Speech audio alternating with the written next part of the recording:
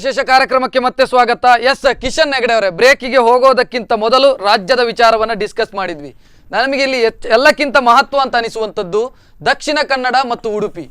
ಕಿಶನ್ ಹೆಗಡೆ ಅವರು ದೊಡ್ಡ ನಿರೀಕ್ಷೆಯಲ್ಲಿದ್ದರು. ನಿನ್ನೆ ಈ ಹೊತ್ತಲ್ಲಿ ನಿನ್ನೆ ಬೆಳಗ್ಗೆ ನೀವು ಡಿಸ್ಕಷನ್ ಅಲ್ಲಿ ಮಾತಾಡಬೇಕಾದ್ರೆ ಹೇಳಿದ್ರಿ ದಕ್ಷಿಣ ಕನ್ನಡ ಉಡುಪಿಯಲ್ಲಿ ನಮ್ಮ ನಿರೀಕ್ಷೆ ರೀಚ್ ಆಗತ್ತೆ. ರೀಚ್ ಆಗಿದೆಯಾ? ಆಗ್ಲಿಲ್ಲ. ಏನ್ ಕಾರಣ? ನಮ್ಮ ನಿರೀಕ್ಷೆಗೆ ತಕ್ಕ ರೀಚ್ ಆಗ್ಲಿಲ್ಲ ಅಲ್ಲ ಅಂತ ನಾನು ಹೇಳುದಿಲ್ಲ. ಸಾಧನೆ ತೃಪ್ತಿ ತಂದಿದೆ ಅಂತ ನಾನು ಹೇಳಲಿಕ್ಕೆ ತಯಾರಿಲ್ಲ. ನಿರೀಕ್ಷೆ ರೀಚ್ ಆಗೋದು ಬಿಡಿ, ನಿರೀಕ್ಷೆ ಹತ್ರ ಕೂಡ ಬರಲಿಲ್ಲ ನಿಮ್ಮ ಪರಿಸ್ಥಿತಿ. ಹತ್ರ ಅಲ್ಲ, ಬಂದಿದ್ದೇವೆ, ಆದ್ರೆ ಬಹಳಷ್ಟು ಕಳ್ಕೊಂಡಿದ್ದೇವೆ, ಒಪ್ಕೊಳ್ತೇವೆ. ಹೌದು, ವಾಸ್ತವಗಳನ್ನ ಒಪ್ಕೊಳ್ಳೇಬೇಕಾಗತ್ತೆ, ಅಲ್ಲ ಅಂತ ನಾನು ಹೇಳಲಿಕ್ಕೆ ಹೋಗುದಿಲ್ಲ. ನಾವು ಏನು ನಿರೀಕ್ಷೆ ಮಾಡಿದ್ದೇವೆ ಅಷ್ಟು ಸ್ಥಾನಗಳನ್ನು ಅಷ್ಟು ಪಂಚಾಯತ್ಗಳನ್ನ ಗೆದ್ದುಕೊಳ್ಳಿಕ್ಕೆ ನಮ್ಮ ಹತ್ರ ಆಗಲಿಲ್ಲ. ಕಾರಣಗಳನ್ನ ಹುಡುಕಬೇಕು ಖಂಡಿತ. ಅದು ನಾನು ಒಂದು ವಿಚಾರವನ್ನು ನಿಮ್ಮ ಮುಂದೆ ಇಡಬೇಕು. ರಮನಾಥ್ ರೈ ಅವರು ಜಿಲ್ಲಾ ಉಸ್ತುವಾರಿ, ದಕ್ಷಿಣ ಕನ್ನಡ ಜಿಲ್ಲೆಯ ಉಸ್ತುವಾರಿ ಸಚಿವರು, ಕರಾವಳಿಯ ಹಿರಿಯ ಸಚಿವರು, ಅವರೊಂದು ಸ್ಟೇಟ್ಮೆಂಟ್ ಅನ್ನ ಕೊಟ್ಟರು ಚುನಾವಣೆ ಆರಂಭ ಆಗೋದಕ್ಕಿಂತ ಮೊದಲು. ನಾವು ನಿಮ್ಮ ಕೆಲಸ ಮಾಡಿದ್ದೇವೆ, ನಮಗೆ ಕೂಲಿ ಕೊಡಿ, ಇದೇ ಶಬ್ದವನ್ನ ಪ್ರಯೋಗ ಮಾಡಿದ್ರು. ಹೌದು. ಗ್ರಾಮೀಣ ಜನ ಹಾಗಾದ್ರೆ ರಮನಾಥ್ ರೈ ಅವರಿಗೆ ಕೂಲಿ ಕೊಡ್ಲಿಲ್ಲ, ಕಾಂಗ್ರೆಸ್ಸಿಗೆ ಕೂಲಿ ಕೊಡ್ಲಿಲ್ಲ. ರಮನಾಥ್ ರೈ ಅವರ ಕ್ಷೇತ್ರದಲ್ಲಿ, ರಮನಾಥ್ ರೈ ಅವರ ಮನೆ ಇರುವಂತ ಜಾಗದಲ್ಲೇ ಬಿಜೆಪಿ ಗೆದ್ದಿದೆ. ಖಂಡಿತ ಅಲ್ಲ ಅಂತೇಳಿ ಅಲ್ಲ, ವಾಸ್ತವ ಅದು. ಸೊ ಇದರ ಸೂಚನೆ ದಕ್ಷಿಣ ಕನ್ನಡ ಉಡುಪಿಯ ಜನರಿಗೆ ಕಾಂಗ್ರೆಸ್ ತಿರಸ್ಕೃತ ಆಗಿದೆ. ನಾನು ನಿಮ್ಮ ಹತ್ರ ನಿನ್ನೆ ಬಹುಶಃ ಇದೇ ವೇದಿಕೆಯಲ್ಲಿ ನಿನ್ನೆ ನಾನು ಹೇಳಿದ್ದೇನೆ, ಇದು ಯಾವುದಕ್ಕೂ ಸರ್ಟಿಫಿಕೇಟ್ ಅಲ್ಲ. ಅಂದ್ರೆ ದಕ್ಷಿಣ ಕನ್ನಡದಲ್ಲಿ ಸರ್ಟಿಫಿಕೇಟ್ ಅಲ್ಲ, ರಾಜ್ಯದಲ್ಲಿ ಸರ್ಟಿಫಿಕೇಟ್ ಅಲ್ಲ. ನಾನು ಹೇಳ್ತೇನೆ ರಾಜ್ಯಕ್ಕೂ ಅಲ್ಲ. ನಾವು ಆಗ್ಲೂ ಇಲ್ಲ, ನೀವು ಮೊದಲ ಡಿಸ್ಕಷನ್ ನಲ್ಲಿ ಹೇಳಿದ್ರಿ ರಾಜ್ಯದ ಜನ ನಮ್ಮನ್ನು ಒಪ್ಪಿದ್ದಾರೆ, ಆದ್ರೆ ದಕ್ಷಿಣ ಕನ್ನಡ ಉಡುಪಿಯಲ್ಲಿ ಮಾಡ್ಲಿಲ್ಲ. ಒಂದ್ ಹೇಳ್ತೇನೆ, ಒಪ್ಪಿದ್ದಾರೆ ಖಂಡಿತ, ಅದನ್ನ ಈಗಲೂ ಹೇಳ್ತೇನೆ, ಒಪ್ಪಿದ್ದಾರೆ. ಆದ್ರೆ ಇದು ಸ್ವೀಕರಿಸಿದ್ದು ಸಹಿತ ನಾನು ಸರ್ಟಿಫಿಕೇಟ್ ಅಂತ ಹೇಳುವುದಿಲ್ಲ, ತಿರಸ್ಕರಿಸಿದ್ದು ಸರ್ಟಿಫಿಕೇಟ್ ಅಂತ ನಮ್ಗೆ ಕೆಲಸ ಮಾಡ್ಲಿಕ್ಕೆ ಇದೆ ಅಂತಕ್ಕಂಥ ಮಾತು ಆಗ್ಲೇ ಹೇಳಿದ್ದೇನೆ. ಆದ್ರೆ ತಪ್ಪಿದ್ದೇವೆ ನಾವು. ಕರಾವಳಿಯ ಜನ ನಿಮ್ಮನ್ನ ಎಡಗೈಯಲ್ಲಿ ತೆಗೆದು ಬಿಸಾಕಿದ್ದಾರೆ. ಎಡಗೈಯಲ್ಲಿ ಬಿಸಾಡಲಿಲ್ಲ, ನಮ್ಮನ್ನ ನಿರೀಕ್ಷೆಗೆ ತಕ್ಕ ನಮ್ಗೆ ಮತಸ್ಪಂದನೆ ಅವರಿಂದ ಆಗ್ಲಿಲ್ಲ. ನಿರೀಕ್ಷೆ ಅಂತಲ್ಲ, ನಿಮ್ಮ ಮತಸ್ಪಂದನೆ ಸಿಗಲೇ ಇಲ್ಲ ನಿಮಗೆ. ಎಲ್ಲಿ? ಪುತ್ತೂರಲ್ಲಿಲ್ಲ, ಸುಳ್ಯದಲ್ಲಿಲ್ಲ, ಬಂಟ್ವಾಳದಲ್ಲಿ ಕಾಣ್ತಾ ಇಲ್ಲ, ಇಲ್ಲಿ ಕಾರ್ಕಳದಲ್ಲಿ ಕಾಣಿಸ್ತಾ ಇಲ್ಲ, ಕಾಣಲಿಲ್ಲ. ಉಡುಪಿಯಲ್ಲಿ ಕಾಪುವಲ್ಲಿ ಬಂದಿದೆ, ಸ್ವಲ್ಪ ಕಡೆ ಹಿನ್ನಡೆ ಆಗಿದೆ. ಬೈಂದೂರು ಕುಂದಾಪುರದಲ್ಲಿ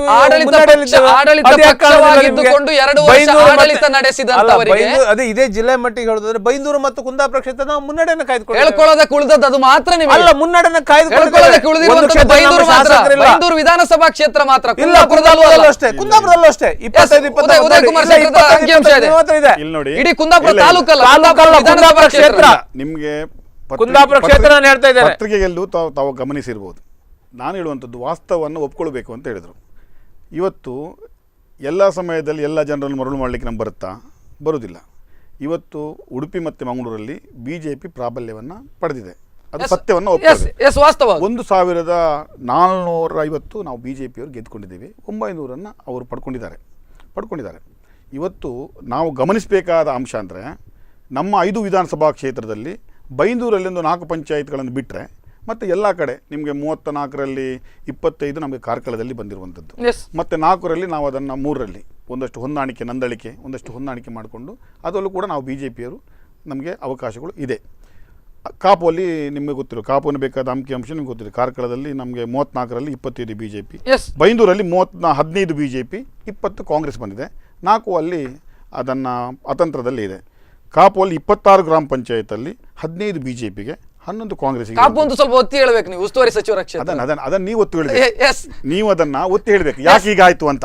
ಯಾಕಂದ್ರೆ ಇವತ್ತು ನಾವು ಕಾಪುವನ್ನು ಪುರಸಭೆ ಮಾಡಿದ್ದೇವೆ, ಅಷ್ಟು ಅನುದಾನಗಳನ್ನು ಜನ ನಂಬುವ ಸ್ಥಿತಿಯಲ್ಲಿ ಇಲ್ಲ ಸರ್. ಇವತ್ತು ಬ್ರಹ್ಮಾವರದಲ್ಲಿ ತಾಲೂಕು ಕಚೇರಿ ಆಗಬೇಕಂತೇಳಿ BJPಯವರು ಅದನ್ನು ಘೋಷಣೆ ಮಾಡಿದ್ರು. ಇದನ್ನ ರದ್ದು ಮಾಡಿಲ್ಲ. ಹಣ ನಿಮ್ಗೆ ಇಡಬಹುದಿತ್ತಲ್ಲ, ಘೋಷಣೆ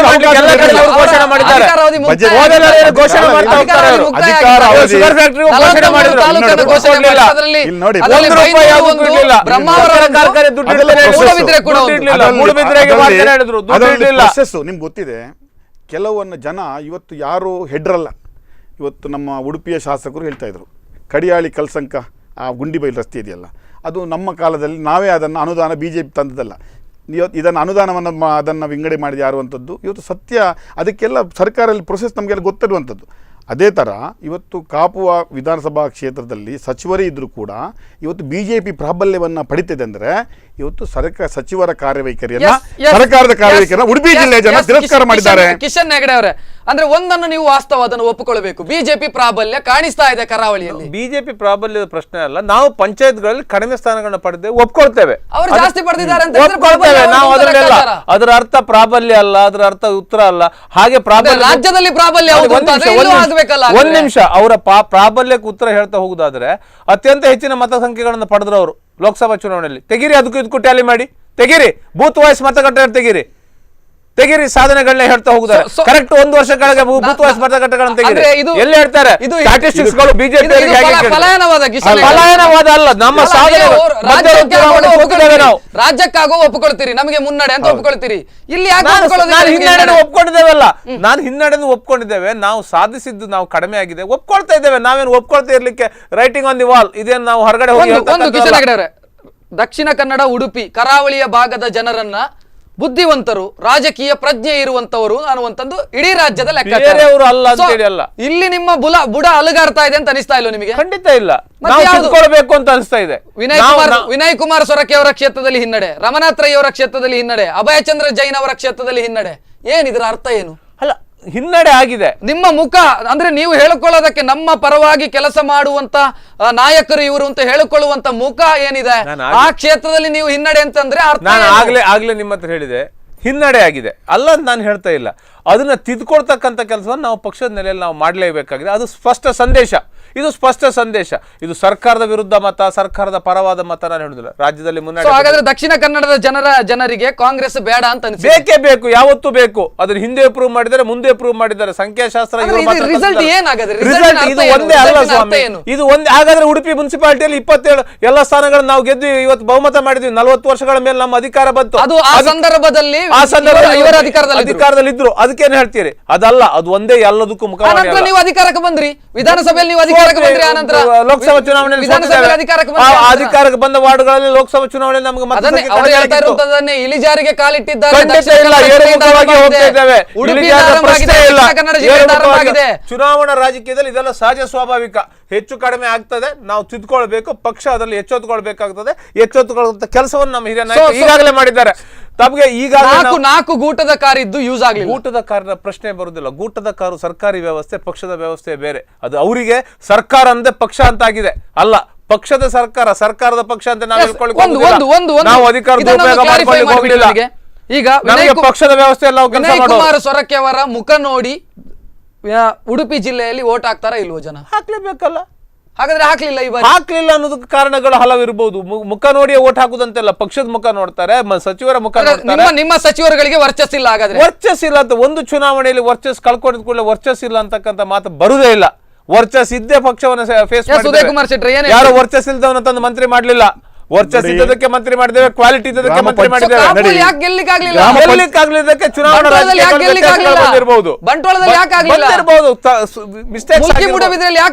ಮುನ್ನಡೆ ಯಾಕಾಗ್ಲಿಲ್ಲ ಸ್ವಾಮಿ? ನಾನು ಹೇಳ್ತೇನೆ, ಯಾಕಾಗ್ಲಿಲ್ಲ? ನಿಮ್ಮ ಶಾಸಕ ಯಾಕಾಗ್ಲಿಲ್ಲ? ಈಗ ರಕ್ಷತ್ರವ್ರೆ, ಗ್ರಾಮ ಪಂಚಾಯತ್ ಚುನಾವಣೆಗಳಲ್ಲಿ ನಮಗೂ ಒಂದಿಷ್ಟು ಉಸ್ತುವಾರಿಗಳಂತೇಳಿ ಪಂಚಾಯತಲ್ಲಿ ನಾವು ಕೊಡ್ತಾರೆ. ಒಂದು ವೇಳೆ ಆ ಪಂಚಾಯತ್ ಸೋತಾಗ ಉಸ್ತುವಾರಿಯಾಗಿ ನಾನು ಅದನ್ನು ಆ ಸೋಲನ್ನು ಒಪ್ಕೊಳ್ಬೇಕು. ಇದು ರಾಜ್ಯ ಸರ್ಕಾರದ ಒಂದು ಇದು ಚುನಾವಣೆಯಲ್ಲಿ ಒಂದು ವೇಳೆ ಆ ಜಿಲ್ಲೆಯಲ್ಲಿ ಸೋಲಾದರೆ ಉಸ್ತುವಾರಿ ಸಚಿವರಾಗಿ ಅವರು ಅದನ್ನು ಒಪ್ಕೊಳ್ಬೇಕು. ಅದರಲ್ಲಿ ಮೊಂಡುವಾದ ಮಾಡುವಂಥದ್ದಲ್ಲ. ನಾನು ಮೊದಲೇ ಹೇಳಿದೆ, ರಾಜ್ಯದಲ್ಲಿ ಒಂದಷ್ಟು ಹಿನ್ನಡೆ BJPಗೆ ಆಗಿರ್ಬೋದು. ನಮ್ಮ ನಿರೀಕ್ಷೆ ಮಟ್ಟಕ್ಕೆ ಬಂದಿದ್ದರೂ ಕೂಡ ಇನ್ನಷ್ಟು ಸಿಗಬೇಕನ್ನುವಂಥದ್ದು ಸ್ವಾಭಾವಿಕ. ಅದೇ ಥರ ಉಡುಪಿ ಮಂಗಳೂರಲ್ಲಿ ಕಾಂಗ್ರೆಸ್ ನೆಲಕಚ್ಚಿದೆ. ಅದಕ್ಕೆ ಕಾರಣ ನೀವು ಹೇಳಿದಾಗೆ ಸಚಿವರು ಒಂದು ಭಾಗ, ಅವರು ಒಂದು ಭಾಗ. ಅದರ ನಂತರ ನೀವು ಹೇಳಿದ್ರೆ ಅವರು ಹೇಳ್ಕೊಳ್ಬೇಕಿತ್ತು, ರಮನಾಥ್ ರೈ ಮೊದಲೇ ನಮಗೂ ಈ ಚುನಾವಣೆಗೂ ಸಂಬಂಧ ಇಲ್ಲ ಅಂತ ಹೇಳಿ ನಮಗೆ ಕೂಲಿ ಕೊಡಿ ಅಂತ ಹೇಳಿದ್ರು. ಕಿಶನ್ ಹೆಗಡೆ ಕೂಲಿ ಕೊಡಿ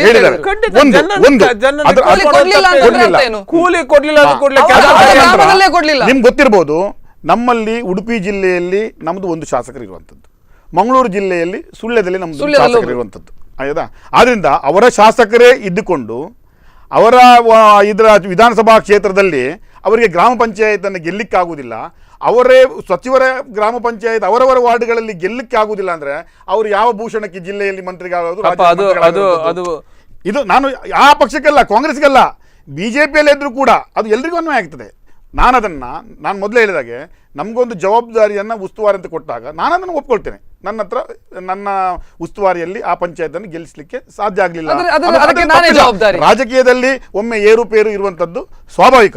ಹೀಗೆ ನಮ್ಮ ಜಿಲ್ಲೆಯಲ್ಲಿ ಈ ಕಾಂಗ್ರೆಸ್ಸಿನ ಕೆಲವು ಅವಾಂತರಗಳು, ಇವತ್ತು ರೆವಿನ್ಯೂ ಡಿಪಾರ್ಟ್ಮೆಂಟ್ಗಳಿರ್ಬೋದು, ಪೊಲೀಸ್ ಇಲಾಖೆಗಳಿರ್ಬೋದು, ಎಲ್ಲರೂ ಕೂಡ ಜನ ಬೇಸತ್ತು ಹೋಗಿದ್ದಾರೆ.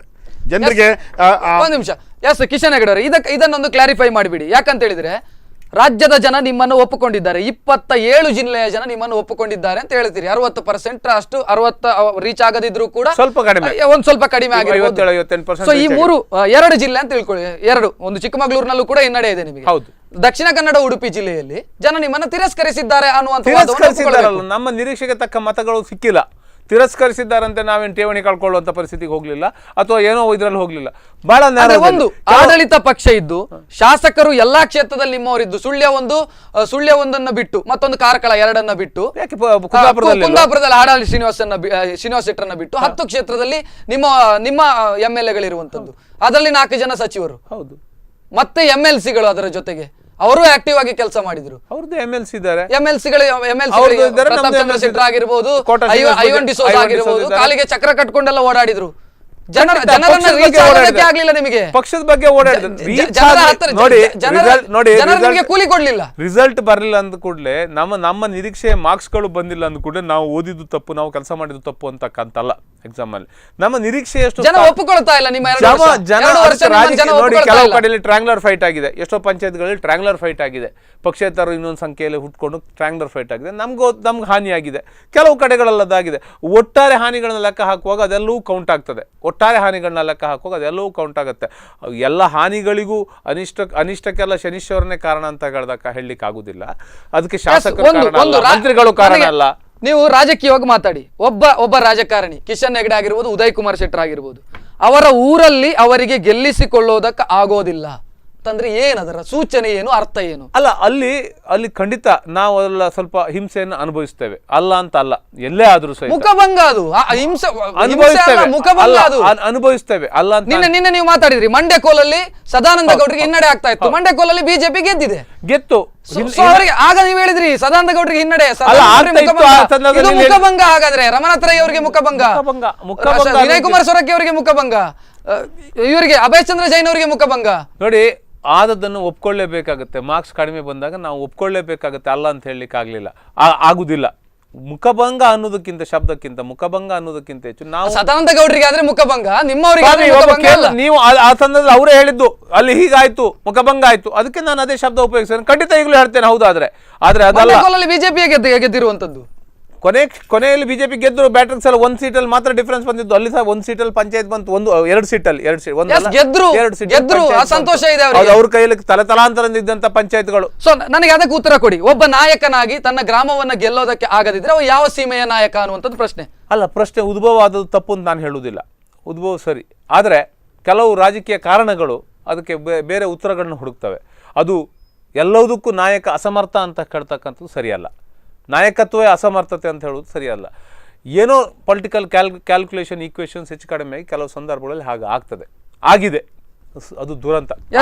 ಉದಯ್ ಕುಮಾರ್ ಶೆಟ್ಟರ್ ಒಂದು ವಿಚಾರವನ್ನು ಅವರು ಪ್ರಸ್ತಾಪ ಮಾಡಿದ್ರು. ಲೋಕಸಭಾ ಚುನಾವಣೆಯ ಸಂದರ್ಭದಲ್ಲಿ ಇದ್ದಂತ ಅಲೆ ಎಲ್ಲೂ ಹೋಯ್ತು, ಇಲ್ಲೂ ಕೂಡ ಬರಬೇಕಿತ್ತು ದಕ್ಷಿಣ ಕನ್ನಡ ಉಡುಪಿಯಲ್ಲಿ. ನಿಮ್ಮ ಅಲೆ ಏನು, ಬಿಜೆಪಿಯ ಅಲೆ ದಕ್ಷಿಣ ಕನ್ನಡ ಉಡುಪಿಯಲ್ಲಿ ನಡೀತಾ ಇದೆ ಅಂತಾದ್ರೆ ಗ್ರಾಮ ಪಂಚಾಯತ್ನಲ್ಲೂ ಕಾಣಬೇಕಿತ್ತು, ಕಾಣಿಸ್ತಾ ಇಲ್ಲ.